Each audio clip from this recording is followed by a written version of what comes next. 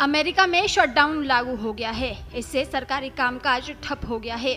अब सरकार के पास अपने कर्मचारियों की सैलरी और खर्च के लिए पैसा नहीं होगा।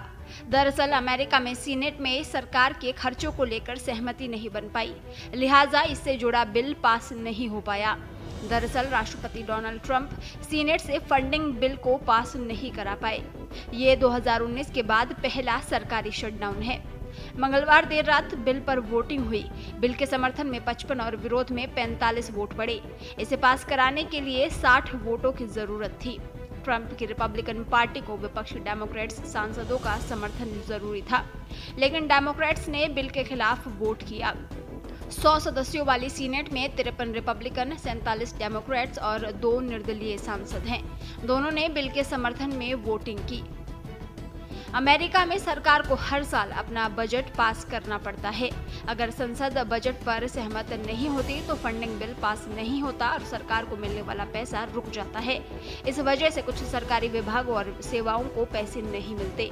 गैर जरूरी सेवाओं को बंद कर दिया जाता है। इसे ही सरकारी शटडाउन कहा जाता है। रिपब्लिकन पार्टी सीनेट में देर रात एक बार फिर से आज फंडिंग बिल पर वोट कराने की तैयारी में है।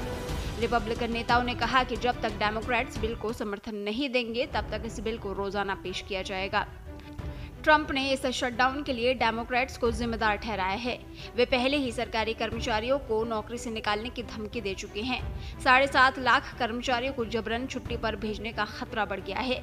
शटडाउन के दौरान ट्रंप प्रशासन office of management and budget के जरिए जरूरी और गैर जरूरी सेवाओं का फैसला कर सकता है।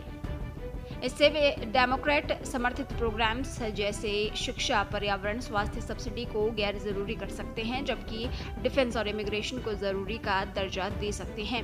ट्रंप ने खुद कहा है, शटडाउन से कई अच्छी चीजें होंगी।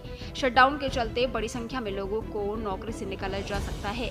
2025 में पहले ही संघीय नौकरियों में 3 लाख की कटौती की जा चुकी है। ये ट्रंप की नीति का हिस्सा है। ट्रंप इसे डेमोक्रेट्स पर दोष डालने के लिए इस्तेमाल कर रहे हैं।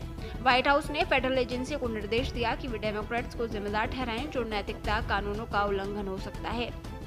तो अब सवाल उठता है कि शटडाउन से अमेरिका पर क्या असर पड़ेगा। अमेरिका में सरकारी शटडाउन लगने के बाद अब सरकार के पास खर्च के लिए पैसा नहीं होगा।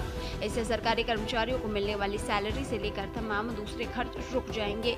शटडाउन होने से अमेरिकी सरकार को अपने खर्चों में कटौती करनी होगी। हालांकि इमरजेंसी सर्विसेज जैसे मेडिकल सर्विस, सीमा सुरक्षा और हवाई सेवाएं जारी रहेंगी। अमेरिका में पिछले 50 साल में फंडिंग बिल अटकने की वजह से 20 बार शटडाउन हुआ है। ट्रंप के पिछले कार्यकाल में ही 3 बार सरकार को शटडाउन का सामना करना पड़ा था। 2019 का शटडाउन सबसे ज्यादा 35 दिन तक जारी रहा था, जिसमें अमेरिकी इकोनॉमी को 25,000 करोड़ रुपए का घाटा हुआ था।